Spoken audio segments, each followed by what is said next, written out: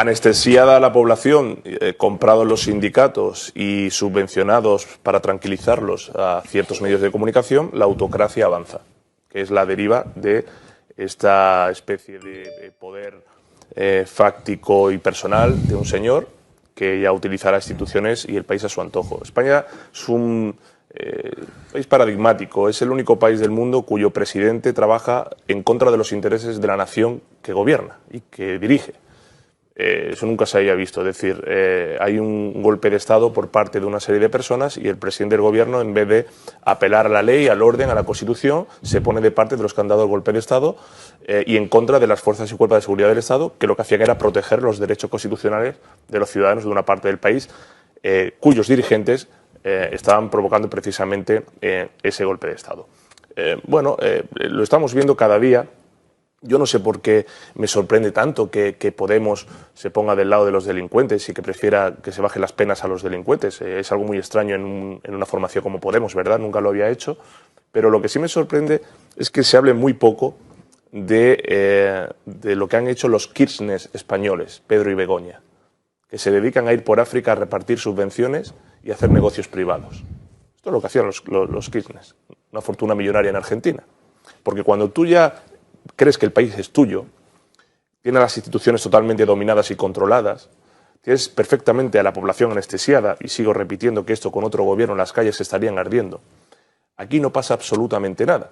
Y te permites el lujo de llevar a tu mujer sin explicación a un viaje oficial a un país para hacer no sabemos qué, a territorios a los cuales tú, sin explicación ni transparencia, has donado decenas de millones de euros, sin saber por qué, y está en el BOE, publicado. Que se puede consultar. Esos negocios privados alguien los tiene que explicar, esa falta de transparencia alguien lo tiene que explicar. ¿Por qué viajas, en calidad de qué viajas y para qué? Lo de confundir o no, le faltó decir viva Honduras, como el ilustre ministro Trillo. Bueno, pues eso alguien lo tendrá que decir.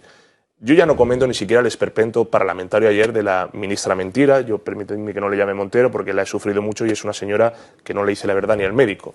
Porque en toda la historia de la retórica parlamentaria los momentos de ayer fueron especialmente bochornosos. La Casa de la Palabra, que es el Congreso de Diputados, las Cortes Generales, donde han pasado tan insignes oradores a lo largo de la historia, que una señora que cada vez que se sube a tribuna o hace alguna comparecencia pública pisotee el diccionario como lo hace, no sea capaz de construir una frase con sentido y lógica y su sintaxis y léxico sea bochornoso y encima de lecciones de una manera chulesca al resto de señorías, me parece que también entrará en la historia del parlamentarismo.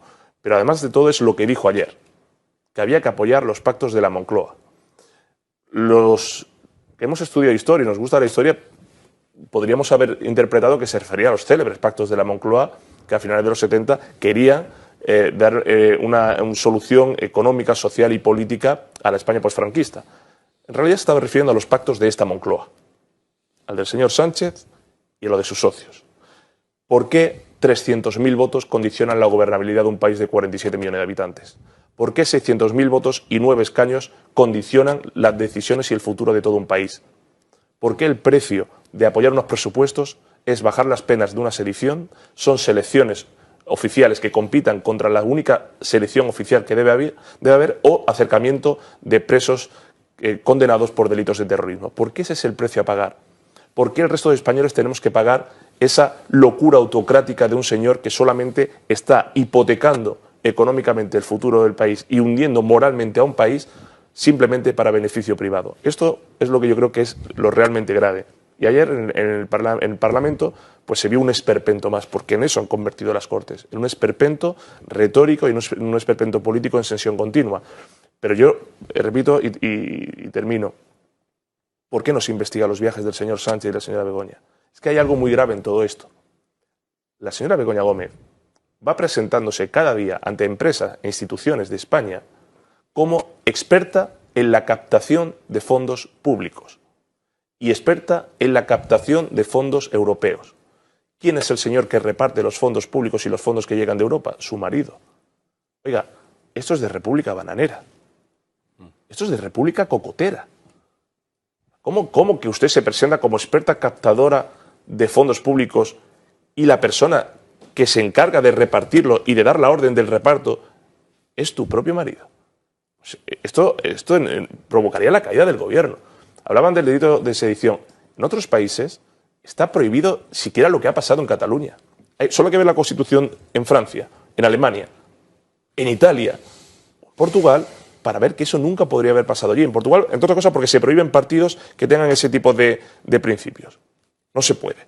Y Portugal no es un país de gobiernos neoliberales o de ultraderecha, porque ya me conozco a los clásicos.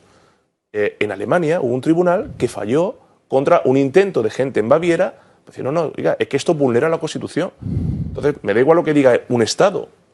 Como vulnera la Constitución, no se puede. ¿Y ha pasado algo? Nada. En Francia que intenten los bretones o los corsos hacer lo que hicieron. No se puede. Aquí no pasa absolutamente nada, porque encima tenemos a un señor que con felonía absolutamente demostrada lo permite e incluso lo impulsa.